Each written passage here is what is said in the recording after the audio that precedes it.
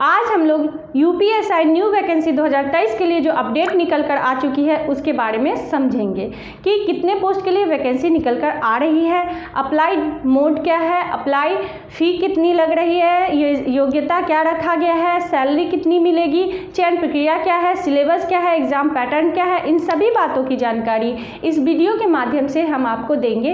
Video के last तक जरूर बने रहिएगा। आइए सबसे पहले समझते हैं कि कितने पोस्ट के लिए वैकेंसी निकल कर आ रही है। तो 2464 पोस्ट के लिए ये वैकेंसी निकल कर आ रही है यूपी में। अप्लाई मोड ऑनलाइन ही किया जाएगा। अप्लाई फ़ी जनरल, ओबीसी, एससी, एसटी के लिए 400 रुपये अप्लाई फ़ी लगेंगे, यानी कि सभी स्टूडेंट के लिए 400 रुपये ही अप्लाई फ़ी लगेंगे। एज लिमिट की बात करें तो मिनिमम 18 से मैक्सिमम 28 साल इसमें एज निर्धारित किया गया है। Age relaxation OBC, SC, ST के लिए 5 साल का एज में छूट दिया गया है। हो सकता है जनरल के लिए भी एज में छूट दिया जाए।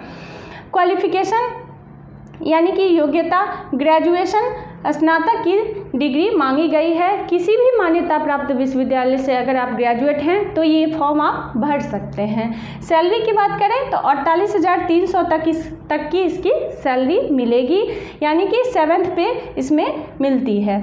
पोस्ट नेम सब इंस्पेक्टर की इसमें जॉब लगेगी। जॉब लोकेशन उत्तर प्रदेश ही होगा। अगर आप जॉब निकालते हो तो जॉब आपका उत्तर प्रदेश में ही कहीं किसी भी ज़िले में आपका जॉब होगा। अब आइए वेबसाइट के बारे में समझ लेते हैं। तो वेबसाइट है इसका upbpb.gov.in इसका वेबसाइट है। विभाग का नाम Uttar Pradesh board recruitment and promotion board, UPPRPB इसका विभाग का नाम है। अब आइए चयन प्रक्रिया यानी कि सिलेक्शन प्रोसेस के बारे में समझते हैं। तो सबसे पहले रिटन एग्ज़ाम लिया जाएगा, जो कि ऑनलाइन ही एग्ज़ाम लिया जाएगा। उसके बाद है डॉक्यूमेंट वेरिफिकेशन। तीसरा है PST और PET एग्ज़ाम आपका लिया जाएगा। चौथा है मेडिकल टेस्ट। यूपीएसआई के एग्ज़ाम पैटर्न के बारे में समझ लेते हैं। तो सामान्य हिंदी जो 40 क्वेश्चन 100 मार्क्स के पूछे जाएंगे। सामान्य ज्ञान, संविधान और मूल विधि से 40 क्वेश्चन 100 मार्क्स के पूछे जाएंगे। रीजनिंग 40 क्वेश्चन 100 मार्क्स के, गणित 40 क्वेश्चन 100 मार्क्स के पूछे जाएंगे। टोटल क्वेश्चन की संख्या 160 होगा। टोटल मार्क्स की संख्या 400 मार्क्स के हमसे क्वेश्चन पूछे जाएंगे। निगेटिव मार्किंग नहीं है। इसके लिए हमें 2 घंटे यानी कि 120 मिनट का समय दिया जाएगा। सभी विषयों में मिनिमम 35% मार्क्स लाना अनिवार्य है। ये 35% क्वालिफाइंग नेचर है। कुल मिलाकर 50 अंक लाना होगा, यानी कि 400 का 50% मार्क्स आपको लाना होगा। क्वेश्चन टाइप जो है वो मल्टीपल चॉइस क्वेश्चन आपसे पूछा जाएगा। लैंग्वेज, एग्ज़ाम का जो लैंग्वेज होगा वो हिंदी और इंग्लिश। PST और PET यानी कि फिजिकल के बारे में समझते हैं। तो general, OBC, SC male candidate के लिए 168 सेंटीमीटर हाइट होना अनिवार्य है। एसटी के लिए 160 सेंटीमीटर हाइट होना अनिवार्य है।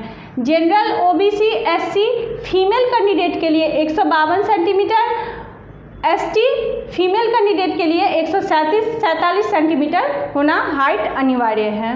अब आइए चेस्ट के बारे में समझते हैं। तो 79 से 84 सेंटीमीटर चेस्ट होना चाहिए। एसटी के लिए 77 से 82 सेंटीमीटर चेस्ट होना चाहिए।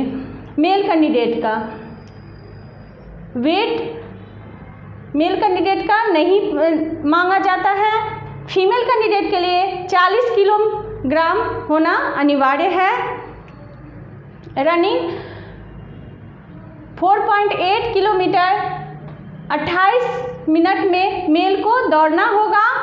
फीमेल को 2.4 किलोमीटर 16 मिनट में दौड़ लगानी होगी।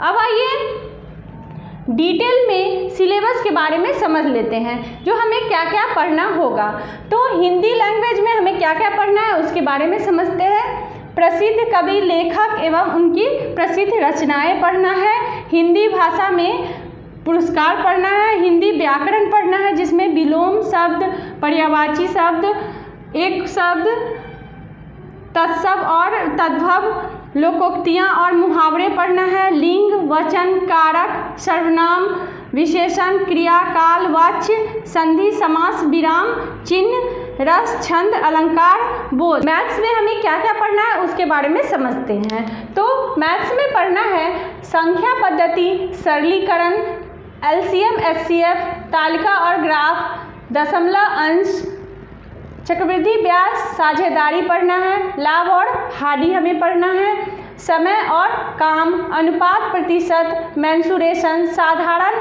ब्याज, औसत समय, काम समय, दूरी, क्षेत्रमिति, ये सभी हमें मैथ्स में पढ़ लेना है।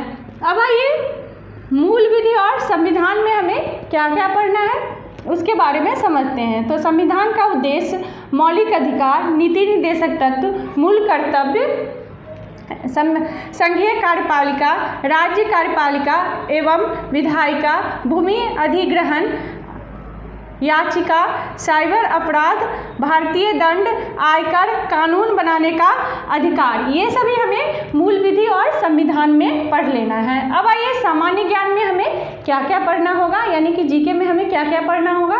तो सामान्य विज्ञान, इतिहास, भूगोल, जनसंख्या, मानवाधिकार, राजनीतिक शास्त्र, अंतरिक्ष, घाटी, ये सभी हमें सामान्य ज्ञान में पढ़ लेना है। अब आइए रीजनिंग में हमें क्या क्या पढ़ना है उसके बारे में समझते हैं। तो रीजनिंग में पढ़ना है दिशा, रक्त संबंध, वेन आरेख, चार्ट परीक्षण, कैलेंडर पढ़ना है, समरूपता, समानता, इनपुट आउटपुट, गणितीय योग्यता परीक्षण, ये सभी हमें रीजनिंग में पढ़ लेना है। वीडियो को लाइक कीजिए, शेयर कीजिए और सब्सक्राइब अवश्य कीजिएगा। धन्यवाद।